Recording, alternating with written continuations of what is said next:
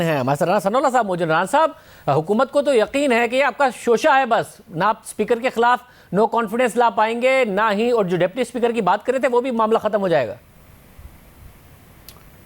देखें, इनकी सियासी सूझबूझ जो है वो ऐसी ही है और इसलिए इनको इस किस्म के शुबहात जो है वो पढ़ते रहते हैं। स्पीकर और डिप्टी स्पीकर की जो पोजीशन है वो कस्टोडियन ऑफ द हाउस की होती है, उसके ऊपर अपोजिशन का भी एतमाद होना चाहिए और ट्रेजरी बेंचेस का भी एतमाद होना चाहिए।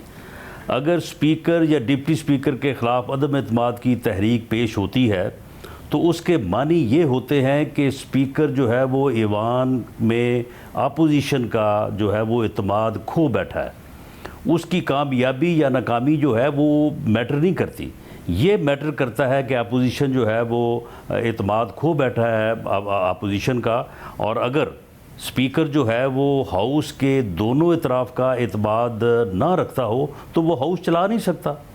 बाकी ठीक है, नंबर तो फिर जो है वो आप यानी कि तहरीक अदम पास होते हैं, तहरीक अदम एतमाद लेकर आएंगे, कामयाब हो या ना हो ये फैसला हो गया है डिप्टी स्पीकर दोनों के खिलाफ। इसकी कामयाबी या नाकामी जो है इससे कोई तल्लक नहीं।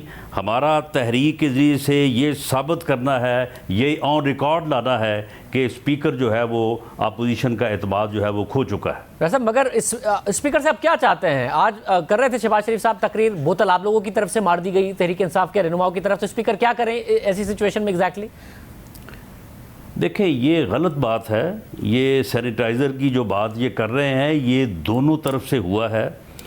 हमारी तरफ से लोगों का कहना था कि उन्होंने जो है वो पहले वो बोतल फेंकी है, इनका कहना था कि इन्होंने फेंकी है। लेकिन मैंने ख़ुद इनके कराची के एक MNA हैं, जब लीडर ऑफ द अपोजिशन जो है वो तकरीर करने के लिए उठे, अभी उन्होंने शुरू किया तो वो बिल्कुल करीब आके गंदी गालियाँ दे रहा था। तो आप मुझे ये बताएं कि ये ऐसे जो है ये वज़ीर आज़म की अशीरबाद के बगैर हो कैसे सकता है? सब अगर जहाँ तक ये अपोजिशन के एहतजाज के ऊपर एतराज़ कर रहे हैं, देखो हिस्ब इख्तलाफ जो है उसने तो इख्तलाफ ही करना है, उसने तो अपोजिशन ही करनी है। उसने एहतजाज जो है ये अपोजिशन का हक है, लेकिन कभी हुकूमत ने भी एहतजाज किया है? कभी लीडर ऑफ द अपोजिशन की स्पीच के ऊपर भी जो है वो हुकूमत एहतजाज करती है? ये आप पिछली पार्लिमानी रवायात जो है वो पाकिस्तान की भी देख लें, बाकी दुनिया की भी देख लें। अब ये वज़ीर ख़जाना की स्पीच के ऊपर, वज़ीर आज़म की स्पीच के ऊपर अपोजिशन तो एहतजाज करती है। गवर्नमेंट ने हमेशा परफॉर्म करना होता है, मगर ये है नहीं हुकूमत, क्योंकि परफॉर्म कर नहीं पा रही। तो इसलिए इस वक्त हाउस में दो अपोजिशन हैं, वो हमारी अपोजिशन है, हम उनकी अपोजिशन है। मगर नहीं है हाउस में। मगर ये अब एक है, अगर इस किस्म की नई हुकूमत जो आपसे कहती है कि जी जैसा आप करेंगे हम आपके साथ वैसा ही करेंगे, तो फिर दरमियान का रास्ता तो आपको निकालना पड़ेगा ना।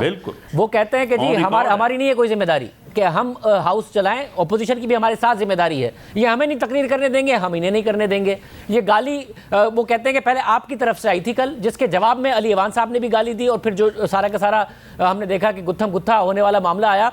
अब आज रुहेल असगर साहब कह रहे हैं, मुझे ज़रा आप बताइए राना सनाउल्लाह साहब, पंजाब का कौन सा ऐसा कल्चर है, ये पूरे पंजाब के हवाले से उन्होंने बात कर दी, अपनी गलती छुपाने के लिए कहते जी पंजाब का कल्चर है गाली देना, कौन सा पंजाब का कल्चर है?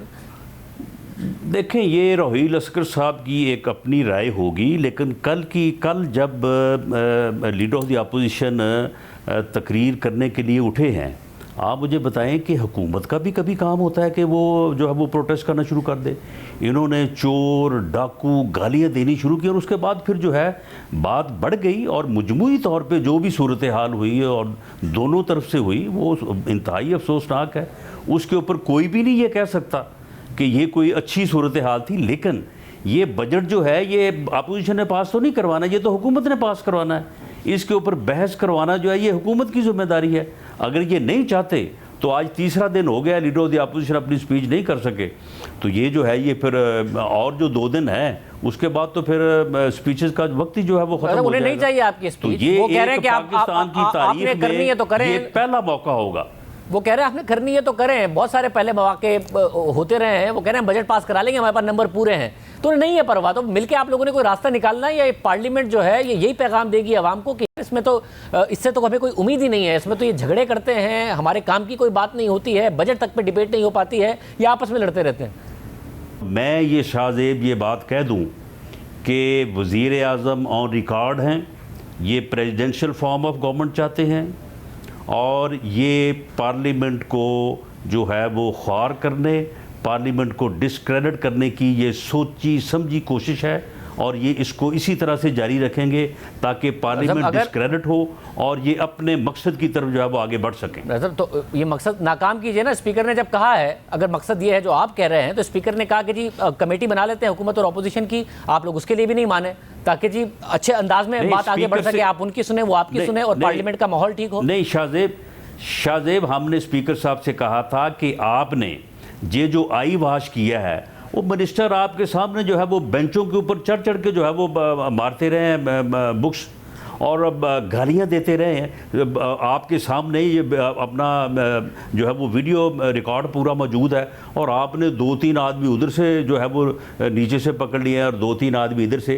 तो आपने अगर ये करना है तो आप उन मिनिस्टर्स को जो है वो आप उनको सस्पेंड करें।